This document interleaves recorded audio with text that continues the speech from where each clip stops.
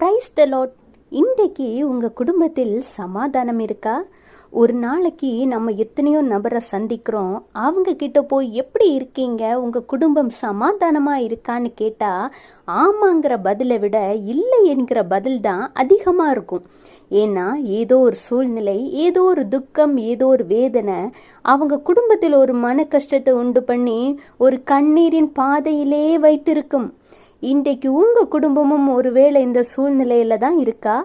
நீங்களும் இன்றைக்கு கண்ணீரின் பாதையில தான் நடந்துக்கிட்டு இருக்கீங்களா? ஆண்டவருடைய பிள்ளைகளாகிய உங்களுக்கு ஒரு கஷ்டம் வந்துன்னா அது உங்களுடைய நன்மைக்காக பிதாவின் சித்தத்தின்படி தான் வந்திருக்கும். இந்த கஷ்டத்திலேயும் ஆண்டவராகிய இயேசு கிறிஸ்து உங்களுக்கு ஒரு நன்மையை வைத்திருக்க தான் செய்வார். முதல்ல என்ன கஷ்டம் வந்தாலும் ஆண்டவராகிய இயேசு கிறிஸ்துவின் மீது நீங்க வைத்திருக்கிற விசுவாசத்தை மாத்திரம் விடவே கூடாது.